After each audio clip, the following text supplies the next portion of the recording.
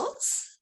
Le damos una especial bienvenida a Quique Purizaga, peruano, piurano, 2 veces ganador del Grammy, que ha tenido la gentileza de darnos un tiempito en su agenda súper ocupada. Y nada, vamos a comenzar. ¿Cómo estás, Quique? Muchas gracias por visitarnos. Bueno, Cecilia, primero que todo, muchísimas gracias. Buenos días a todos. Encantadísimo de poder estar aquí y por supuesto que vamos a tener una linda conversación. Gracias, Quique. Cuéntanos, por favor, ¿cuál es tu actividad? Bueno, en esencia soy un músico que ha aprendido a diversificarse, ¿no? Soy productor musical desde hace varios años ya. Eh, ¿Qué significa ser productor musical? Es un poco el perfil que yo perseguía. Ya les cuento un poquito. Yo empecé estudiando piano y a la par mi interés por la armonía y la realización de arreglos se acrecentaba, ¿no? Entonces, a tal punto que yo empecé a hacerle las primeras transcripciones a mi papá cuando yo tenía unos 13 años más o menos. Entonces, empezaba a transcribirle las partes de los vientos y eso creo que me ayudó mucho en la lectura y en la percepción de la grafía musical, ¿no? Entonces, y me encantaba arreglar, sin saber que todas las herramientas del arreglista son las herramientas del compositor. Entonces, sin saberlo, me estaba adquiriendo yo las herramientas del compositor, me encantaba Palestrina, me encantaba muchas cosas desde pequeñito, porque eran los libros que se me acercaban por alguna razón. Y cuando fui creciendo, yo me di cuenta que un productor, al menos hasta ese momento, era una persona con conocimiento de armonía, de orquestación, de arreglos, con conocimiento de tecnologías también, obviamente, compresores, ecualizadores, reverberaciones, delays, etcétera. Y resulta que yo reunía eso y además me encantaba esa actividad en estudio, ¿no? Lo encontré porque cuando yo llegué a Colombia era muy joven y, y cuando empecé a entrar a los estudios de grabación, la gente le gustaba cómo tocaba yo el piano y me llamaban para ser sesionista, es decir, grabar los pianos en los discos. Y el ambiente de estudio me fascinaba, me llenaba, me sentía feliz dentro del estudio. Así que de esa manera sentía que esa era la actividad que yo quería realizar, ¿no? ¿Y cómo así te inicias en la música por tu entorno familiar? ¿Cómo comienzas y a qué edad? Fui afortunado porque mi papá era músico, que en paz descanse mi viejo.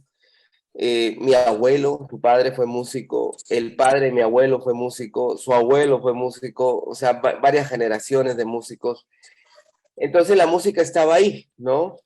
De pronto no necesariamente como una escuela, pero si tú pedías información, mi padre me la daba o mi abuelo me la daba y mi hermano mayor me la daba. Entonces era como una cosa así. Entonces empecé a muy temprana edad, ¿no? Yo creo que era por hábito familiar, ¿no? Porque, como decía mi papá, puede que haya un médico, puede que haya un economista, puede que haya un contador, pero también puede que haya un músico. Entonces, por si acaso, vamos a enseñarle música, ¿no? Entonces, empecé muy temprano, 3, 4 años, en casa se empezaba estudiando percusión, ¿no? Que hoy en día las universidades y los institutos es como una iniciación musical, ¿no? Entonces, y como a los 5, 6 añitos, mi papá me puso profesor de guitarra y empecé a estudiar guitarra. A los 9 años conozco el piano ya hasta el día de hoy, pero paralelamente yo estudié varios instrumentos. Yo veía que mi abuelo tocaba varios instrumentos y asumía que yo también podía hacerlo. ¿No? Entonces, en el camino aprendí flauta traversa, toqué bombardino, toqué trombón, toqué trompeta, ¿no? Y, a la vuelta de los años me he dado cuenta que eso es lo que me ha servido en mi perspectiva como arreglista y compositor, porque pues claro, como toqué los instrumentos, mi acercamiento hacia ellos es muy fácil, digámoslo así, ¿no? Claro. ¿Y tu faceta de compositor, ¿cuándo empieza y cómo comienza también? Eh, Conscientemente, más o menos alrededor de los 23 años. Eh, Inconscientemente yo empecé a escribir desde los 9, más o menos. Sí, pero era inconsciente, ¿no? O sea, sabía, podía escribir y escribía y tenía las herramientas y componía, digamos, o arreglaba, que también es una forma de composición, pero también a veces componía para mi madre, por ejemplo, le escribía algo y como me gustaba, lo plasmaba en una partitura y le hacía pues todos los argumentos alrededor de esa composición y etcétera, pero para mí era un juego, o sea, no era consciente que estaba componiendo, ¿no? Sino era un juego, ahí, un juego. Y entonces, tu decisión de dedicarte a la música fue voluntaria, por tradición familiar, por ambas. No, al contrario, en la casa había oposición para que yo fuera músico. Pero O eso sea, es muy frecuente, ¿no? Pero te escuchamos primero, Kike. sí, sobre todo yo creo que en Perú, porque en Colombia yo vi un poco más como ya diferente la actitud, ¿no? Y he estado en países como México, Estados Unidos, donde al contrario, ¿no? Claro, el entorno es distinto también, ¿no? Pero digamos, en mi caso, yo en ciertas épocas de mi vida fui un alumno bastante decente, o sea, fui un buen alumno en el colegio. Entonces mi papá esperaba que fuera, por ejemplo, médico como mi tío Mañuco, o esperaba que fuera economista como su hermano Felipe, ¿no? O algo así, ¿no? Porque pues era un tipo aplicado, me gustaba estudiar y me iba bien, ¿no? Pero yo seguía estudiando la música paralelamente, tanto que yo ingresé a la Facultad de Administración de Empresas, dije yo pensando de que era una carrera que me iba a dejar tiempo para estudiar la música, pero no, es muy difícil, ¿no? O sea, si uno se quiere dedicar bien, realmente es muy, muy complicado. No digo que no se pueda, pues, pero en mi caso yo sentía que tenía que dedicarle más tiempo a la música. Pasaron algunos acontecimientos familiares que le dieron alerta a mi papá de que, uy, ¿no? Él realmente está hablando en serio, ¿no? Entonces, eh, cuando mi papá me trajo de vuelta, porque fue un acontecimiento un poquito pesado, fue que me trajo de vuelta a casa, este, me hicieron ¿cómo se dice? Un análisis profesional, vocación profesional, análisis de Ah, sí, vocación. un test vocacional, qué Un bueno. test vocacional, ¿no? Entonces aparecía pues en primer lugar y altísimo porcentaje la música, ¿no? Entonces ahí mi papá ya se dio un poco, pero pues igual, ¿no? O sea, yo tengo una anécdota con mi papá muy, muy bonita, ¿no? Entonces porque el 2004 yo me gané mi primer Grammy con un gran maestro al que yo le tengo mucha estima, ya falleció, el dominicano Johnny Ventura. Y, y yo llamé feliz, papá, me gané un Grammy. Y me dijo, ¿y cuándo ejerce la carrera de administración? Qué lindo tu papi. ¿No? Entonces, era así, pues, ¿no? Era así. Pero eso tuvo su contraparte, porque una vez yo llegué a Perú, ya mi papá había fallecido, y llegué a Lima, y los amigos, señores grandes ya, ¿no? No ancianos, no, señores grandes de mi papá, amigos de mi papá, docentes como él, decían, me contaban cosas que yo no sabía, ¿no? Oye, tu papá decía esto de ti, que decía tanto, se sentía muy orgulloso. Él nunca me lo dijo, pero pues ya después me enteré de lo que él pensaba de mí como músico, ¿no? Entonces, me llenó el espíritu, ¿no? Lindo, qué Sí, lindo, Quique. Y es una constante, ¿no? Porque Manzanero contaba que su papá vendió el sí. piano porque no quería que él se dedique a la música.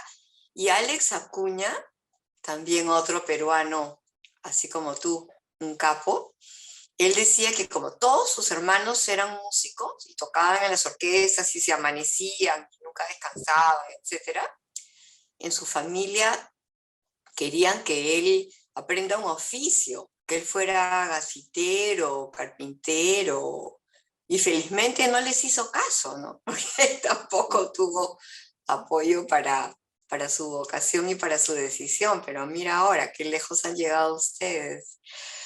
Y, Yo trabajé 3 discos con Manzanero, fíjate. ay, cuéntanos, Quique, Lindo, lindo, lindo. un Un poeta. tipo muy gracioso, un tipo muy gracioso, ¿no? De un humor muy inteligente, además, ¿no? También tuve la fortuna de grabar un par de cosas con Alex por satélite, ¿no? O sea, a distancia, y de conversar un par de veces con él cuando él ha ido a Colombia, cuando yo vivía en Colombia, ¿no? Pero digamos, los 3 discos que trabajé con Manzanero fueron muy aleccionantes, porque además no solamente oficié como su arreglista, sino que también me dirigió la parte de piano. O sea, yo grabé los pianos, pero él me dirigió. Entonces, parece mentira en tan poco tiempo, porque 3 discos son que 6 meses de trabajo, ¿no? Pero en tan poco tiempo siento yo que aprendí un montón, ¿no? Trabajando al lado de él. Sí. Qué bueno, Quique. ¿Y cómo fue el despegue? O sea, tú llegas de Piura a Lima y de Lima a Colombia. ¿Cuál fue la ruta? Mira, Y también, perdón, ¿cómo así te vas, no? ya, ¿Con una sí, mochila? ¿Porque se te ocurrió? ¿Porque postulaste? ¿Cómo fue? mira,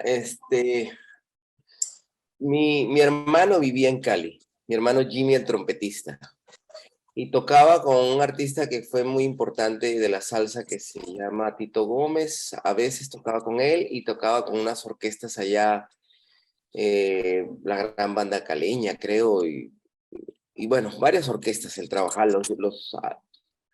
los 8. Bueno, yo no me acuerdo ahora los nombres porque de hecho son orquestas que ya no existen, algunas, una de ellas. Entonces, Fórmula 8, me acordé. La Fórmula 8 también tocaba ahí, bueno, etcétera. Entonces, se arma una orquesta y el tipo, el dueño de la orquesta era un cubano de Miami. Y el cubano de Miami le dice a mi hermano, mira, quiero armar una orquesta, pero quiero que sean solo cubanos. Entonces, la mayoría eran cubanos y dijo, mientras saco al resto de cubanos de la isla, que era todo un reto, Por supuesto. dijo, mientras saco a todos los cubanos de la isla, dijo el tipo, este, quiero que el resto de músicos sean colombianos, pero me dijo, pero yo quiero un pianista que toque distinto. Le dice a mi hermano, como comentándole, ¿no? Entonces, mi hermano le habla de mí y el señor le dice básicamente, si es la persona adecuada, pues queda, pero si no es la persona, o sea, prácticamente tienes que devolverme todo lo que he invertido, pues pasajes, etc. Entonces me llevan a Colombia específicamente a eso.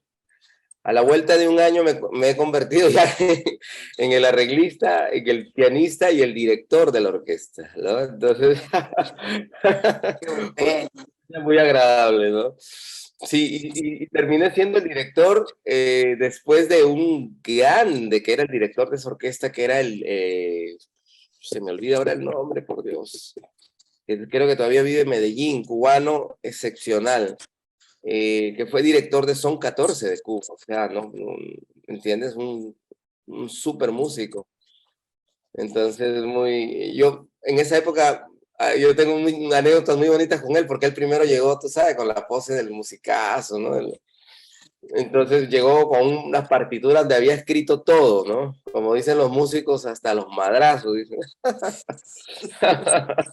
No, el tipo había escrito todo, pero pues yo en esa época yo tenía muy buena lectura.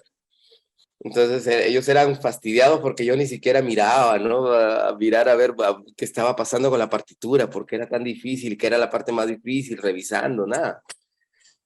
Y cuando marca el tipo, pues yo me leo eso sin problema. Bravo, Quique. Entonces, entonces, eh, ya a partir de ese momento como que hubo ya una relación más de respeto y después de amistad y mucho cariño porque nos convertimos en amigos. Yo cada vez que voy a Medellín lo busco, lo he visitado. Sí. ¿Cómo marcan los grandes maestros, no? Yo creo que son definitivos. Sí. Y de ahí el camino a tu segundo Grammy. Bueno, pasaron 15 años, porque fue el 2019, ¿no?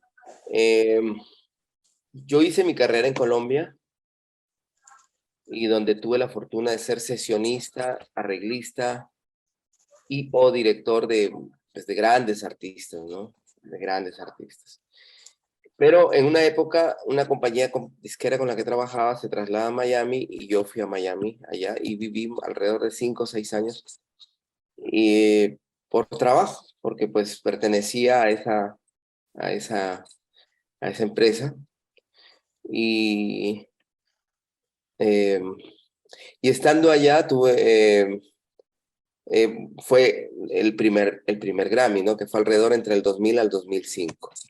Regreso más o menos el 2005 a Colombia y el 2007 más o menos empiezo una época en que empecé a colaborar con artistas como Andrés Cepeda, Andrés Cavas, eh, Carlos Vives, y varios, un montón de artistas colombianos importantes, ¿no? Eh, y más o menos hacia el 2017, porque participa en varios discos, ¿no? Jorge Celedón también, arreglos sinfónicos para Jorge, ¿no? Y más o menos el 2017 me llama Sony Music para que colabore con un disco que ellos consideraban que era muy importante en la carrera de Andrés Cepeda, porque Andrés solo hacía pop, que eran los discos donde yo grababa los teclados, pero que este era un disco de los años que tenían que sonar una Big Bang rememorando los años 50, más o menos, ¿no? Y que me encargara de la producción, de los arreglos, bueno, de la dirección, y porque querían hacerlo en vivo. Entonces, ese disco es la resultante de una experiencia de grabar en vivo varios conciertos que fueron en el Julio Mario Santo Domingo. Y es un teatro precioso allá en Bogotá. Hicimos el trabajo muy bien hecho porque pues el equipo de producción era gigantesco. Hicimos la grabación en vivo, espectacular, quedó todo, y yo me encargué del posterior, de la postproducción, de la edición, que fue, yo siempre digo que ahí debí ganarme un premio adicional en edición, pero no se presentó en edición, porque en realidad el trabajo de edición tuvo eh, fue un trabajo muy importante.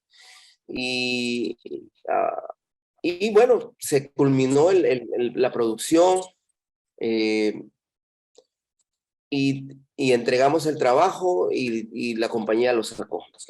Y la misma Sony lo propuso para los premios Grammy y el disco avanzaba y avanzaba porque esos son cortes, ¿no? De jurados, cada vez que van, por ejemplo, empiezan 7,000 temas, ¿no? Hasta llegar a 5. Entonces, 7,000 quedan 3,000, 3,000 quedan 1,000, 1,000 quedan X, ¿no? 300, y de los 300 quedan 5, que son los 5 nominados, ¿no? Entonces, una carrera durísima. Y el disco llegó hasta los 5, y estuvimos allá en Las Vegas, felizmente se pudo estar, y el disco ganó, entonces, el 2019, ¿no? Y fue muy gratificante, pues, porque creo yo que era más consciente también de lo que significaba eso, ¿no? ¿Y nos puedes decir cómo se llama el disco, Quique? El disco se llama Andrés Cepeda Big Band. ¿Y tu producción del primer Grammy, cómo se llama? Sin desperdicio, Johnny Ventura. Quique, tú te dedicas también a la docencia universitaria aquí en el Perú, ¿cierto? Si no me equivoco. Así es. Te queríamos preguntar, ¿qué nos diferencia de Colombia? O sea, nosotros, un país en el que a la gente le encanta bailar, que le encanta hacer sus peñitas, cantar su música criolla, a las otras generaciones escuchar tanto la música rock, etcétera.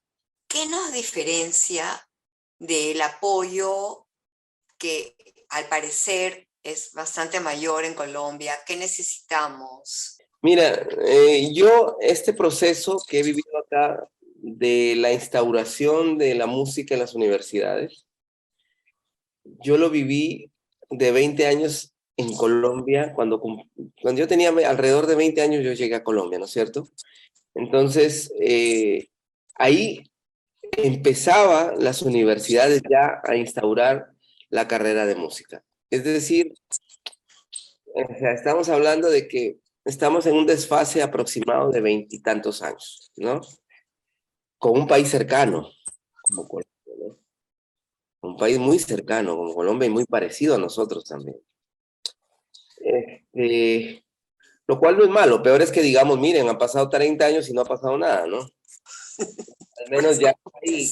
¿Por qué? Porque eso, o sea, eso sitúa la música, aparte de lo importante que es, ¿no? De que ahora, por ejemplo, en la carrera de producción en la universidad donde yo enseño, ya hay gente trabajando con la televisión, ya hay gente, o sea, ¿me entiendes? O sea, ya el nivel de producción se empieza a elevar y todo eso, lo cual es un beneficio, ¿no? Pero hay una relación allá en Colombia donde el Estado abre espacios en teoría, que no deberían ser politizados y nada, no deberían ser tocados. O sea, es decir, es de los artistas, no el artista que es de tal cual o que es, no sé, uno es más amarillo que el otro y el otro es más moreno que el otro y el otro no, nada. O sea, supuestamente es, ¿no?, en igualdad de condiciones. Entonces tienen escenarios importantes que ayudan sobre todo porque económicamente un festival al año, o así sean 10 festivales al año, no va a hacer mucha diferencia en la economía de un músico. No, hay que hablar la verdad, ¿no? Pero, pero sí la creación de esos espacios propicia una labor creativa más abundante, ¿no? Entonces acá seguimos todavía haciendo refritos con los covers, ¿no? Y habiendo tanta creatividad, ojo, ¿ah? Porque el peruano es de una creatividad poderosísima, poderosísima. Tengo amigos compositores que yo los admiro tanto porque digo, wow, este tipo, o sea, ¿de dónde sacó, de qué bolsillo sacó ese truco, esa canción tan hermosa, ¿no? Entonces hay gente con una creatividad poderosa, pero hay que decir, más bien, hay que estimular la creación como tal, porque es lo que nos va a llevar para adelante. Me encanta, por ejemplo, además que son, o sea, ni siquiera son versiones, son covers exactos, ¿no? Mientras más parecido, más, no sé, más aprobación tienes, y debería ser al contrario, ¿no? Es decir, o sea, la labor de un músico es eminentemente creativa, ¿no? Un artista es eso, ¿no? Un artista es creación, es lo más parecido a lo que hace Dios con la vida, ¿no? O sea, es la creación pura, ¿no es cierto? Y no la veo, o sea, no en la cantidad que debería estar, si hay gente trabajando, por supuesto, ¿no? Pero debería ser el patrón regular, el patrón normal debería ser lo creativo, y ¿por qué no? De vez en cuando sacar un covercito por ahí, bueno, es chévere, ¿me entiendes? Pero no tanta, o sea, no tanta copia, ¿no?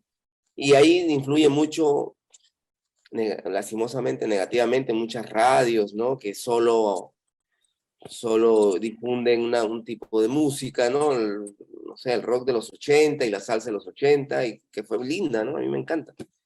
Pero, pero hay que incentivar, pues, la creatividad, ¿no? Y al lado de eso, los especialmente creativos, talentosos, construyen desde la nada. Eso es lo que a mí más me llama la atención. Desde la nada, porque el contexto acá no te da herramientas, ¿no? Y sin embargo, la gente, qué talento, ¿no? Qué país de talentos que deberían ser aprovechados. El Perú es un país con una capacidad, con un talento excepcional, ¿no? Excepcional en realidad, ¿no? Y he Y, visto, inclusive, yo he visto alumnos de piano que llegan, o sea, que llegan, por ejemplo, con 15, 16, 17 años a la universidad, con un nivel elemental de piano, ¿no? A querer ser pianistas profesionales, que es todo un reto. Y no te miento, al tercer año están tocando las variaciones de Brahms sobre un tema Paganini, o están tocando un par de estudios de Chopin, y cosas que fortalecidos técnicamente, y uno dice, qué capacidad de recuperación también, ¿no? O sea, qué maravilla, ¿no? O sea, tener esa arcilla así tan proactiva, tan maleable, tan amable, ¿no? Me alegra mucho lo que dices, porque a mí me ha tocado apoyar a alumnos de 2 universidades de nuestra ciudad y me decían que solo llevaban un ciclo de piano.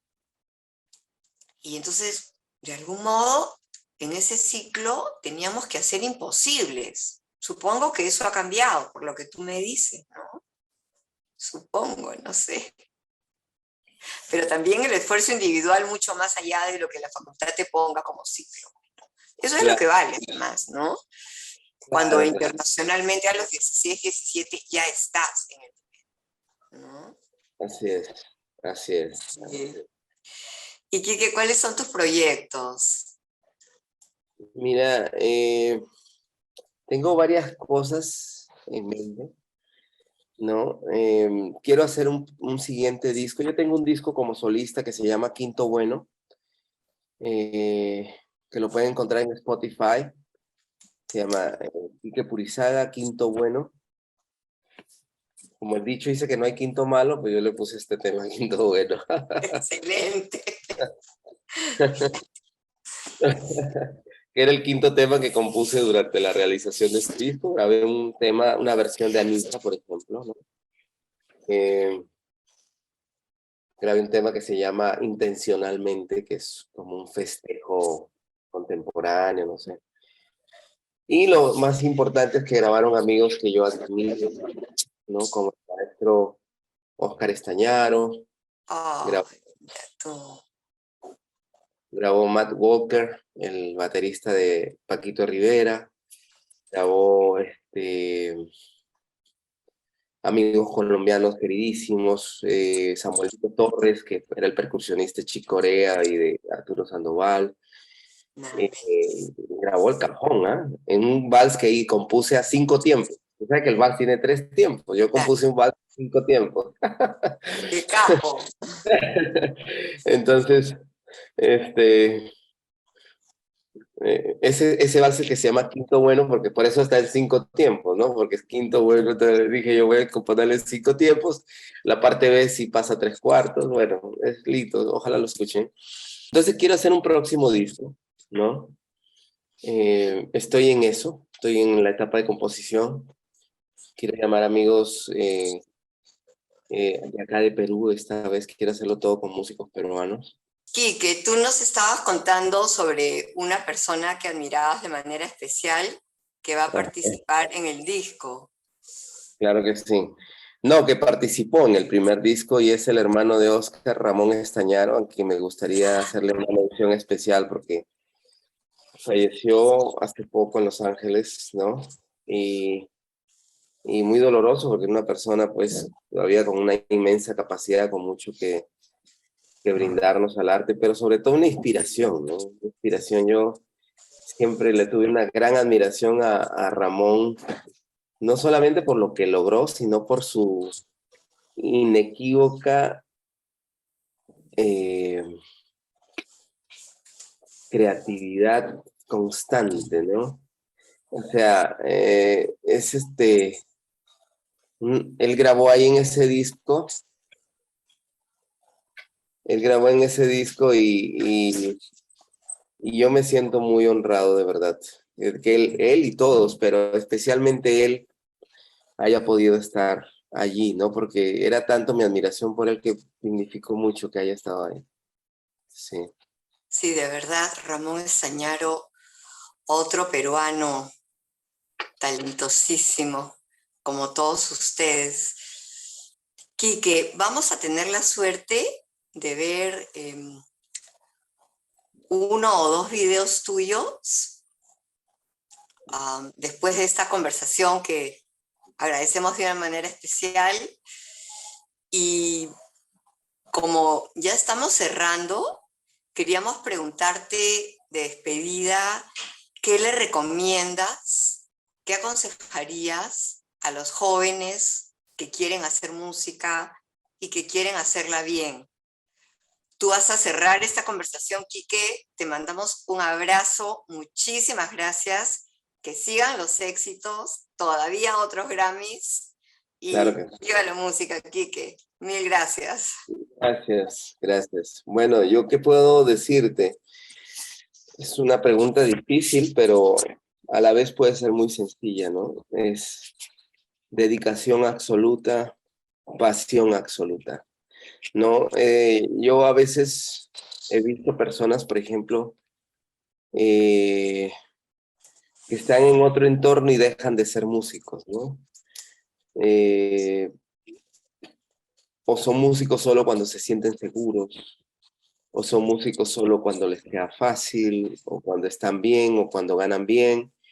Y resulta que el gran consejo que yo les podría dar es, si deciden ser músicos, sean músicos siempre, en cada etapa de su vida, hasta mientras duermen, ¿no?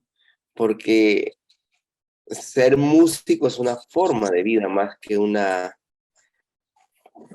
canal de vida para ganársela, no, es una forma real de vida. Es decir, yo hasta mis problemas de la vida diaria los resuelvo relacionándolos con la música, ¿no? Entonces, tienen que entender eso. O sea, si se dedican a esto es mucha pasión, mucha credibilidad. ¿En qué? ¿En la música? No, la música es música desde que existe, ¿no? Credibilidad en ti. Tienes que tener fe en ti. Si tú no crees en ti, por favor, estudia otra cosa, ¿no? Estudia, no sé, ingeniería, contabilidad, otra cosa para la que tengas la habilidad también predispuesta, por supuesto. Pero si no, por favor, estudia de la manera correcta, es decir, disciplínate con entrega, con denodada entrega, y ¿para qué? Para que sea fácil creer en ti mismo, ¿no? Es decir, los gringos dicen, do your best and wait the result in peace, ¿no? Haz tu mejor esfuerzo y espera los resultados en paz. Es decir, tú haz lo tuyo, desarrolla lo mejor que hay en ti, esfuérzate, busca buenos maestros, busca un buen entorno, es clave, ¿no? Para que puedas desarrollar realmente una buena carrera, ¿no? Y espera los resultados en paz y verás que llegan sin problemas, ¿no? Ok. Un tesoro de consejos, Quique. Todo lo mejor para ti. Un abrazo desde acá y nuevamente que sigan los éxitos. Muchas gracias. Un fuerte Gracias, abrazo. Quique. Muchísimas gracias. Igual. Hasta luego. Bendiciones. Gracias. Chao. Gracias.